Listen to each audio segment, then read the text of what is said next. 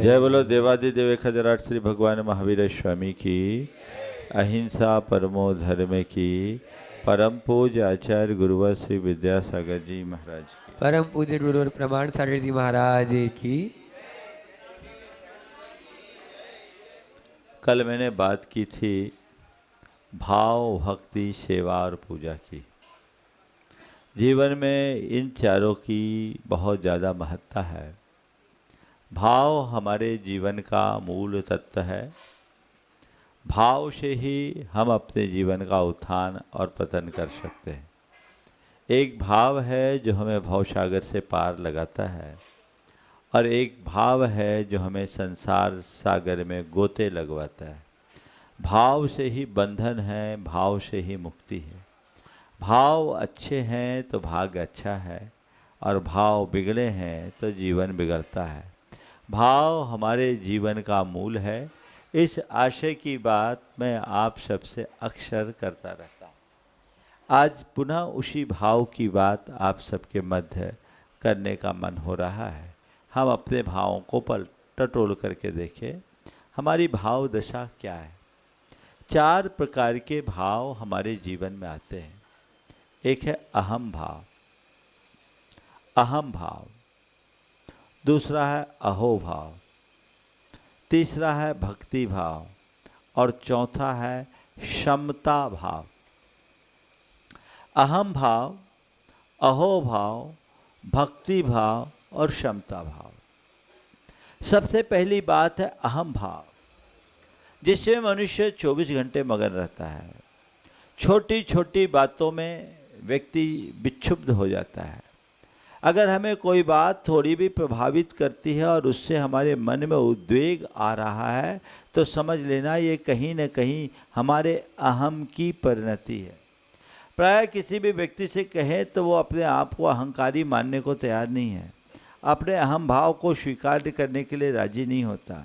लेकिन हम गहराई से उतर करके देखते हैं तो पाते हैं कि 24 घंटे में ज़्यादातर समय मनुष्य का अहम भाव में बीतता है। अहंकार का मतलब केवल ये नहीं कि अपने आप को बड़ा माने। हम घमंड के रूप में अहंकार को देखते हैं, ये तो अहंकार का बड़ा उथला रूप है। अहंकार का मतलब है जब मनुष्य के मन में कर्तृत्व की भावना आ जाती है, वहाँ अहंकार आ जाता है। और ये अहंकार का भाव जहाँ आता है वहाँ सब प्रकार के मनोविकार प्रकट हो जाते हैं। हमारे हृदय में क्रोध, क्षोभ, ईर्ष्या, राग, द्वेष, मोह, वासना के जो भी विकार हैं वे सब इसी अहम भाव की परिणति है। मन के समस्त विकार अहम भाव का फल है, जो किसी न किसी रूप में मनुष्य के अंदर प्रकट होता रहता है। और ये अहम भाव की उत्पत्ति हमारे अज्ञान के परिणाम स्वरूप होती है। अहम भाव प्रकट कैसे होता है? अहम है क्या? मैं कुछ हूँ, इस मान्यता का नाम अहम है। और मैं कुछ हूँ, इस मान्यता की पुष्टि के लिए जो कुछ भी होता है सब अहम भाव होता है। हम 24 घंटे करते क्या है? हमने अपने आप को कुछ मान रखा है। मैं क्या हूँ? मैं एक मुनि हूँ, मेरी बड़ी प्रतिष्ठा है, लोक में मेरा एक अलग आदर सम्मान है, मेरे बड़े मुनियों में एक गिनती होती है, मेरे हजारों भगत हैं, एक आवाज़ और एक इशारे में बहुत सारे लोग मेरे चरणों में निछावर होने लगते हैं। मेरे मन की ये कल्पना मेरे अहम भाव की अभिव्यक्ति है। ये अहम भाव की अभिव्यक्ति है।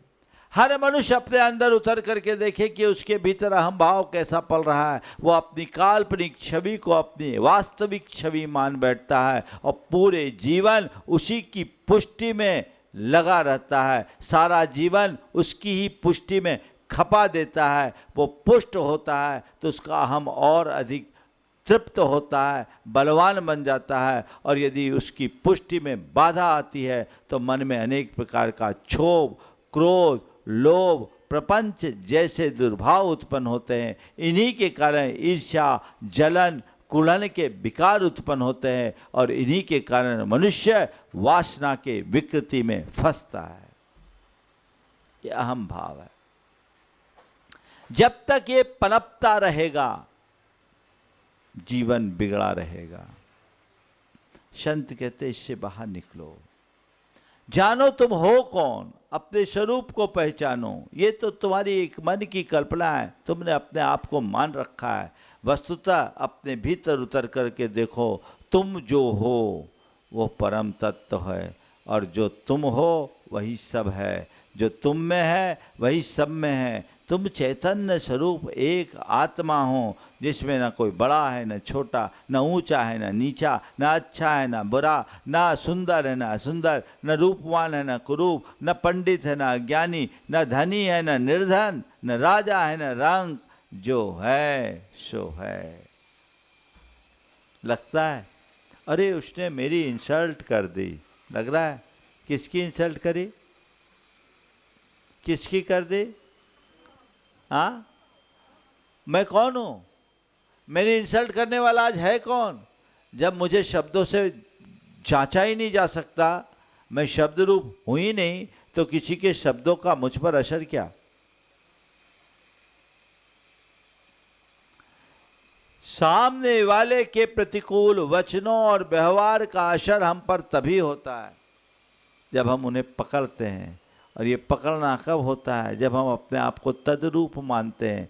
मान लीजिए अभी कोई व्यक्ति आपका नाम है और आपकी जगह किसी और का नाम पुकारे, आप सुनोगे क्या? बोलो।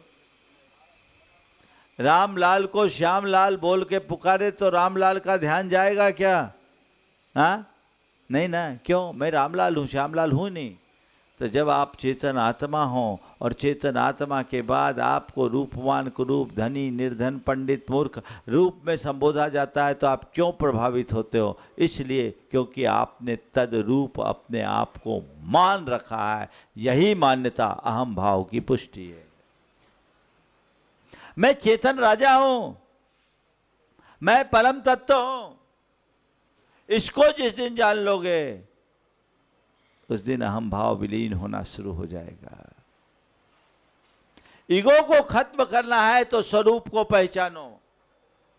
अहमिको खल शुद्धो दंसन नानमयी यो सदा रूबी, नबी अर्थ मत किंच भी अन्नम परमाणु मित्तम पी। मैं एक मां शुद्ध ज्ञान दर्शन में आत्मा हूं, अरूपी हूं। मुझसे पृथक जगत का एक परमाणु मात्र भी मेरा नहीं है। ये जीवन का परम सत्य है। जो इस सत्य में जीता है उसका अहम विलीन हो जाता है, और जो इस सत्य की उपेक्षा करता है वो 24 घंटा अहम भाव में ही जीता है। जो अशुभ भाव है हमारे अंदर राग द्वेष की सृष्टि करता है, कर्म का बंध कराता है, हमारे चित्त में दुख, क्लेश, उद्वेग और अशांति उत्पन्न करता है ना। सबका मूल यही।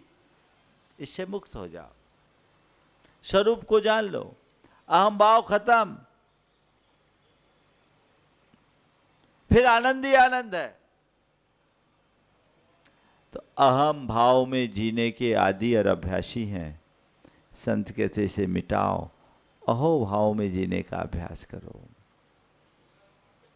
अहोभाव और अहम भाव में अंतर क्या है? ज्यादा देखने में अंतर नहीं है, पर जीवन में बड़ा अंतर है। अहोभाव क्या है? मन की संतुष्टि, कृतज्ञता, क्षमा, मैत्री का भाव अहोभाव की अभिव्यक्ति है। जो है जैसा उसमें संतुष्ट है, कोई शिकायत नहीं। अच्छा है तो, बुरा है तो ठीक है, चलता है। जो तत्वज्ञ होता है, आत्मस्वरूप को जानता है, कर्म सिद्धांत का विश्वासी होता है, उसके जीवन में शिकायतें नहीं होती। वो हर स्थिति में अपने आप को ढाल लेता है। ठीक है, जो है सो है, जी सकते हैं। आखिरी में जब सब हाथ पांव चला लेते हैं, खूब हाथ पांव मार लेने के बाद कुछ परिणाम नहीं निकलता, अब कहते हैं जो है सो है। अरे भैया, अगर यही बात पहले स्वीकार लेते तो इतनी मशक्कत की जरूरत क्या होती? जो है सो है क्या, अब इतनी मशक्कत की जरूरत क्या होती? पहले ही तुम्हारा काम हो जाता। अगर अहम भाव होगा तो कभी संतुष्टि नहीं होगी, और अहो भाव में भरोगे तो असंतुष्टि नहीं होगी। क्या करना है? आज का सूत्र, अहम भाव को अहो भाव में बदल देना है। कैसे बदलोगे? एक्सेप्टेंस को, जो है उसको एक्सेप्ट करना शुरू कर दो, स्वीकार करना शुरू कर दो। जो है ठीक है, स्वीकार। कर्म का उदय, स्वीकार है। अच्छा है, स्वीकार है। बुरा है, स्वीकार है। आया है, स्वीकार है। गया है, स्वीकार है। शुभ है, स्वीकार है। अशुभ है, स्वीकार है। क्योंकि आत्मा के साथ न कोई शुभ है न अशुभ है। ये तत्व ज्ञान अंतरंग में जो इसे उतार लेता है, उसका जीवन निहाल हो जाता है। मेरे संपर्क में एक सज्जन, उनकी परिस्थिति अत्यंत विषम। उसकी धर्मपत्नी को कैंसर की प्रॉब्लम, एक भाई विक्षिप्त, पिताजी किडनी के पेशेंट, घर में 3-3 लोग बीमार, परिवार का पूरा भार एक व्यक्ति के ऊपर। लेकिन इसके बावजूद धर्म ध्यान में पूरा समय हमारा प्रवास था, वो नियमित समय देता था और कभी किसी प्रकार की कोई मन में शिकायत का भाव नहीं रखा। उसके चौके लगे। 9वें दिन हमारे हार हुए। कभी उसने बोला नहीं कि महाराज जी इतने दिन से प्रतीक्षा कर रहा हूँ, मेरी परिस्थितियाँ अनुकूल नहीं है, कुछ नहीं, कभी कोई शिकायत नहीं। परम भक्त था। आहार हुआ तब मुझे उसके परिवार की आंतरिक स्थिति पता चली। मैंने कहा जब तेरी ऐसी विषम स्थिति थी तो कोई संकेत क्यों नहीं किया? बोला महाराज जी मैंने आपसे एक ही बात सीखा है, मैं आपको पिछले 5 वर्ष से सुनते आ रहा हूँ और आपसे एक ही बात सीखा है, जो है जैसा है उसमें संतुष्ट रहो। मैं उसे ही अपने जीवन का मंत्र मान रखा हूँ। महाराज जी ठीक है, आपकी कृपा से यद्यपि परिस्थितियाँ विपरीत है, लेकिन फिर भी आप लोगों का इतना आशीर्वाद है कि मैं इनसे जूझ पा रहा हूँ और मेरे पास ऐसे संसाधन हैं कि मैं इनका इलाज कर पा रहा हूँ। सोच में पूरी तरह सकारात्मकता और अंतरंग में संतुष्टि की अभिव्यक्ति, यही तो जीवन के आनंद का आधार है। वो बड़े आनंद में आप बोलो, थोड़ा सा 19-20 हो जाता है तो क्या होता है? थोड़ा सा ऊपर नीचे होता है तो क्या होता है? विचलित हो जाते हैं। नहीं, आज एक सूत्र बनाइए, अहम भाव को अहो भाव में बदलना है, संतुष्टि रखनी, पहली बात। दूसरी बात, अहो भाव में हम जी रहे हैं कि नहीं, इसको मापने का तरीका क्षमा। मेरे हृदय में क्षमा का भाव कितना है? मैं लोगों के बातों को पकड़ता हूं या उन्हें नजरअंदाज करता हूं? मेरे प्रति यदि किसी ने कोई दुर्वचन कहे, दुर्व्यवहार किया, मैं उसे पकड़ लेता हूं तो अहम भाव है, और उसे माफ करने की वृत्ति है तो भाव ठीक है, हो गया गलती, कोई बात नहीं, चल रहे, लेट गो। इग्नोर करो, लेट गो करो, इतना ही तो सीखना है। अरे महाराज कैसे कह दे, मेरी बहू मेरा ख्याल ही नहीं करती, सुनती नहीं, आजकल की बहू है तो बड़ी विचित्र है। बहू तो बहू है, ठीक है, वो तुम्हें इग्नोर कर रही है तो तुम उसके व्यवहार को इग्नोर कर दो, बात खत्म। वो तुम्हें महत्व नहीं दे रहे, तुम महत्व पाने की चाह मिटा दो, बात खत्म। सामने वाला मान नहीं दे रहा है, हम मान को त्याग दे तो बात खत्म। वो हमारी सेवा नहीं कर रहे, हम इस अपेक्षा को मिटा दे, बात खत्म। हालांकि घर परिवार में लोगों को एक दूसरे से हिल मिल करके रहना चाहिए। नई पीढ़ी को चाहिए कि वो जिस घर में जाए उस घर को अपना घर माने और घर को इस तरीके से मेंटेन करे कि पूरा परिवार एक सूत्र में बंद करके परस्पर में प्रेम भाव में भर करके जिए। घर में अहो भाव की झलक होनी चाहिए, अहम भाव का क्रंदन नहीं। वो जगाइए, लेकिन ठीक है कुछ है क्षमा, नजरअंदाज। मैत्री का भाव, किसी के प्रति भी मैत्री भाव, प्रेम भाव हो, द्वेष भाव ना हो, अहोभाव। मैत्री भाव का मतलब परहित चिंता मैत्री, दूसरों के हित की चिंता का नाम मैत्री है। हित की चिंता, हित की आकांक्षा यदि मन में जगती है तो मैत्री भाव है। ये अहोभाव की अभिव्यक्ति है। देखो अपने संबंधों में मैत्री और प्रेम के भाव कितने हैं और द्वेष और कटुता के भाव कितने हैं। जिनसे तुम्हारे संबंध हैं उनमें मैत्री तो तभी तक रहती है जब तक मतलब सत्ता है, मतलब निकल गया द्वेष का भाव अलग। और जिनसे तुम्हारी मित्रता है उनसे भी तुम्हारे संबंध कटुता के अधिक होते हैं या प्रेम के। एक पति पत्नी दोनों बहुत झगड़ते थे, बहुत झगड़ा करते थे और छोटी छोटी बातों में झगड़ा। तो उनके सास ससुर ने कहा, महाराज जी बेटा बहू को समझाइए कि ये बहुत झगड़ा करते हैं, हमें समझ में नहीं आता, रात भर इनके कमरों से आवाज़ आती है, चिंता होती है। मेरे पास आए, पूछा, बोले महाराज झगड़ा होता है। हमने कहा ये बताओ भाई तुम लोगों ने शादी क्यों की? पिछले भाव का बैर मिटाने के लिए कि प्रेम से जीने के लिए? शादी की क्यों?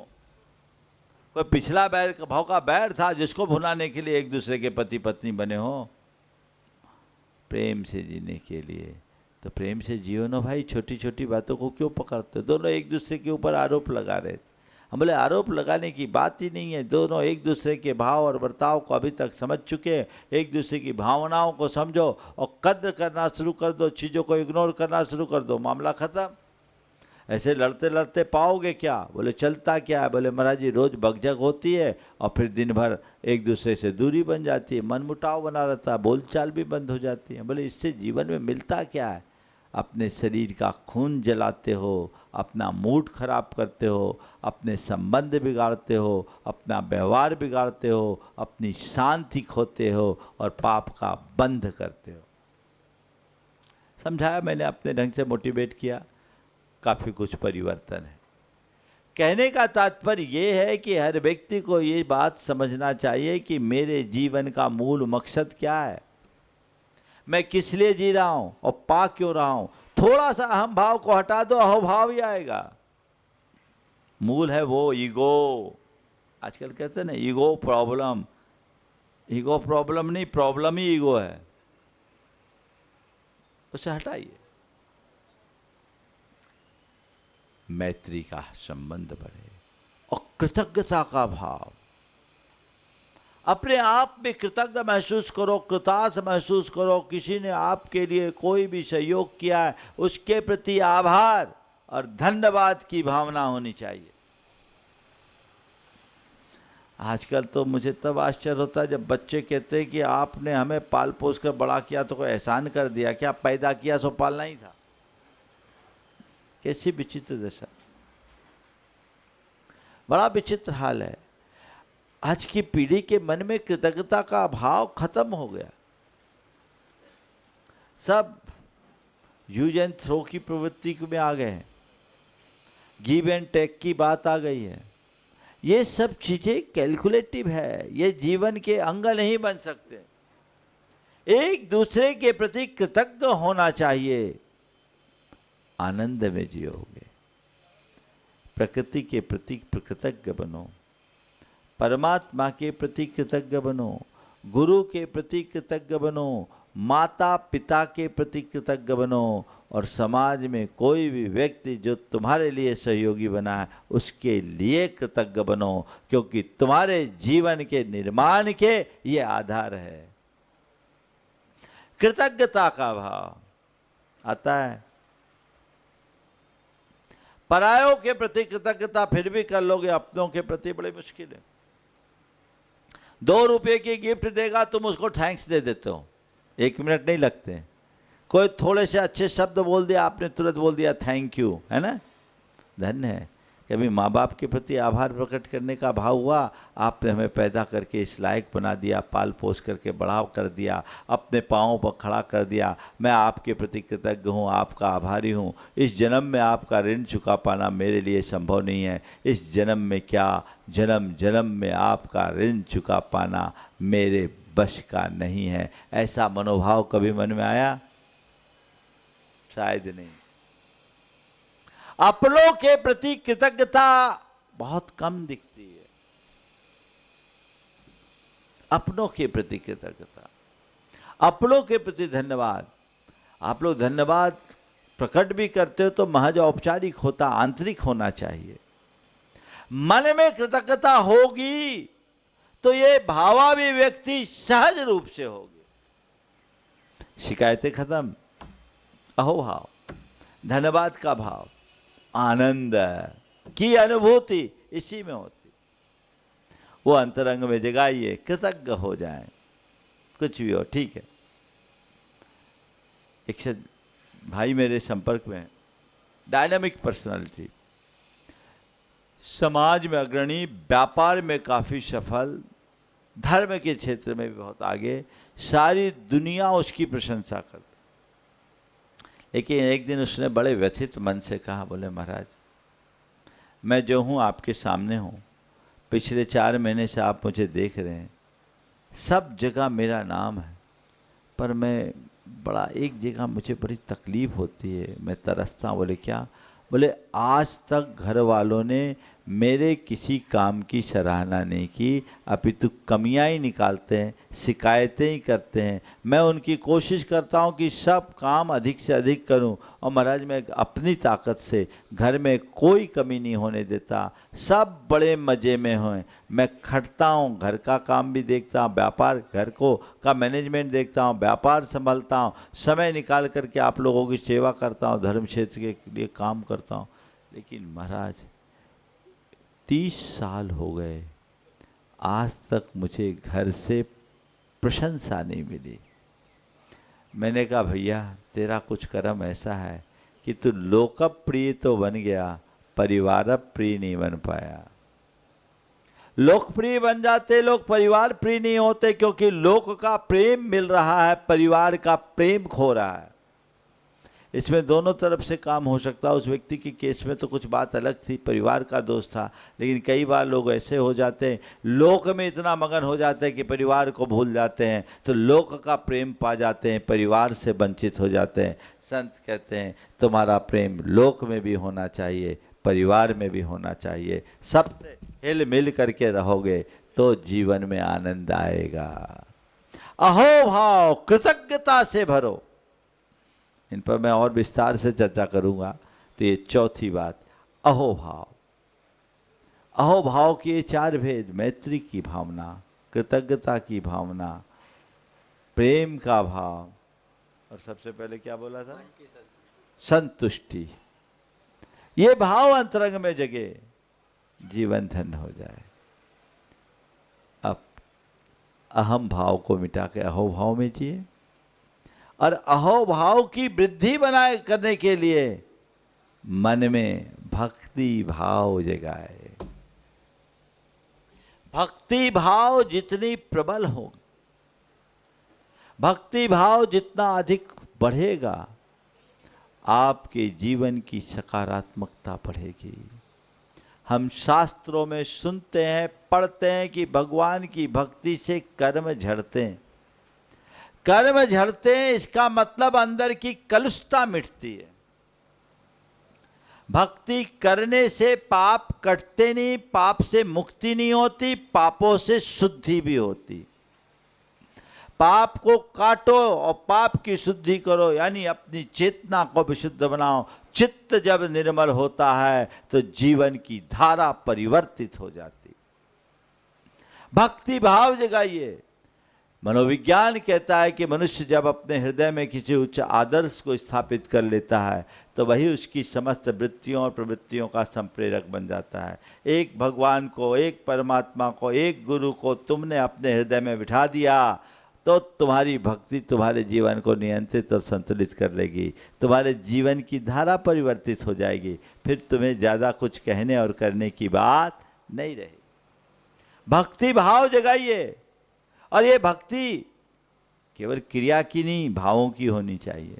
भाव विशुद्ध युक्त अनुराग तुम्हारे हृदय में होगा, सकारात्मकता बढ़ेगी, जीवन में बदलाव आएगा। हर पल संतुष्टि में जियोगे, अहोभाव में जियोगे। मेरे संपर्क में एक युवक है, पहले धर्म से नहीं जुड़ा था। मेरे संपर्क में आने के बाद प्रवचनों से प्रेरित होकर उसके हृदय में धर्म करने की थोड़ी रुचि जगी। वो नित्य अभिषेक पूजन करता है और बड़े मज़े में रहता है। उसने कहा, महाराज जी, जब से मैंने पूजन करना शुरू किया मेरे जीवन में चमत्कार आ गया। अब मैं शांत रहने लगा हूँ, छोटी मोटी बातों को अब इग्नोर कर देता हूँ। मैं आपके प्रवचन और पूजन को कभी नहीं छोड़ता। बड़ी प्रेरणा मिलती है महाराज, आनंद आता है। और हर चीज़ में अब तो ऐसा हो गया है कि मुझे हर चीज़ों में सकारात्मकता से दिखने लगा है। और उसने अपने जीवन का एक अनुभव सुनाया, आप सब सुनेंगे तो आश्चर्य करेंगे। उसके कपड़े की दुकान, शटिंग शूटिंग का काम। एक महिला उसके यहाँ शर्ट का कपड़ा लेकर के गई और शर्ट वापस करने आई। शर्ट का कपड़ा लेकर जाने वाली कोई महिला हो, कस्टमर हो, और शर्ट वापस लाए, बोलो कोई दुकानदार क्या कहेगा? भाई हम तो कपड़ा दिया, अब शर्ट लेके आए, भगा देगा ना डांट के। बोले महाराज जी, जैसी वो महिला लेकर आई मैंने उसे देखा, आपकी बात याद आई, आपकी छवि आई कि सकारात्मक रहो। मैंने देखा ये महिला हमारी परमानेंट कस्टमर है, हर महीने 20-25 हज़ार का कपड़ा लेती है। ये 300-400 रुपये के शर्ट के पीस के लिए इसको नाराज़ करना ठीक नहीं है। मैंने उनसे कहा कोई बात नहीं, आप शर्ट दे दो, दूसरा कपड़ा ले जाओ। शर्ट दे दो, दूसरा कपड़ा ले जाओ। बहुत खुश हो गई, वो दूसरा कपड़ा ले गई, शर्ट दे गई। बोले शर्ट मैंने अपने एक स्टाफ को दे दिया, वो भी खुश हो गया कि आज हमें एक गिफ्ट मिल गया। भाई, उसके भाई ने कहा ये गांधीगिरी कहाँ, अगर यही धंधा लोगे, शर्ट का पीस दे के शर्ट वापस लोगे तो दुकान का तो 12 बज जाएगा। उसने कहा भैया नहीं, आप चिंता मत करो, हमने देखा ये 25,000 रुपया, 20 से 25,000 रुपये महीना की ग्राहक, उसको 300-400 रुपये के पीस के पीछे नाराज़ करना मुझे ठीक नहीं लगा। मैंने कहा ठीक है, कोई बात नहीं है, इतना लॉस सही, हम लोग और एडवर्टाइजमेंट पे और दूसरे में खर्चा करते, ये उसी का पार्ट। बोले महाराज जी कमाल हो गया, वो महिला तो मेरी फ़ैन हो गई। अब प्रायः हर तीसरे दिन एक नया ग्राहक लेकर आते। पर उसने जो बात कही, ये तो फ़ायदा उसको हुआ उसकी सकारात्मकता का, लेकिन उसने जो बात कही वो सबसे महत्वपूर्ण ये थी कि यही काम आपसे जुड़ने के पहले होता तो मैं आग बबूला हो जाता। ये परिवर्तन आया पूजन से, ये परिवर्तन आया भक्ति से, ये परिवर्तन आया प्रवचन से। तो ये भक्ति भाव अंतरंग में जगाइए। पूजा पाठ, धार्मिक क्रिया अनुष्ठानों के प्रति रुचि बढ़ाइए। भाव भक्ति से कीजिए, गतानुगतिक बनकर नहीं, रूटीन की तरह नहीं, अंतर मन से जुड़कर करे, बदलाव आएगा। पूजा कर रहे और बदलाव नहीं आ रहा है, इसका मतलब आपकी पूजा यांत्रिक है, मशीन की तरह नहीं। टेप रिकॉर्ड चालू नहीं करना है कि विधि थाणो हो से या मंगलष्टक अरहंतो भगवान तीन महिता से और शांतिनाथ मुख शशि हारी में आके ब्रेक लगा दो, ऐसा नहीं करना। अंतरंग जुड़ाव के साथ तो ये भक्ति भाव जीवन में व्यापक बदलाव लाता है। और चौथी बात, समता भाव। सुख में दुख में, संयोग में वियोग में, हानि में लाभ में, शत्रु में मित्र में, मान में अपमान में क्षमता, ये उत्कृष्ट भूमिका है, साधना का सबसे उत्तम रूप। अगर हमने अपने मन में अहोभाव और भक्ति भाव को बढ़ाया, समता भाव में आने की भूमिका बन जाएगी। फिर कुछ भी हो ठीक है, ये बढ़ेगा।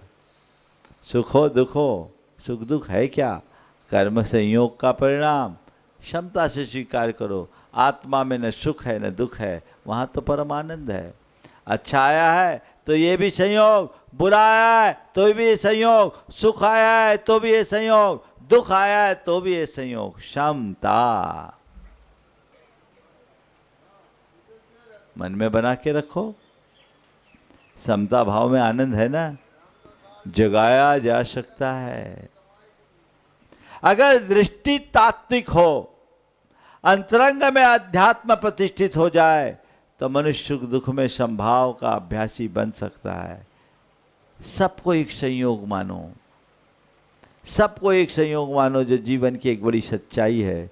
यदि उसे हमने मान लिया, जान लिया, तो जीवन में व्यापक बदलाव घटित हो सकता है और उसी के बल पर जीवन निहाल हो सकता है। अंतरंग जगाइए, जीवन में परिवर्तन लाने का ये मंत्र है।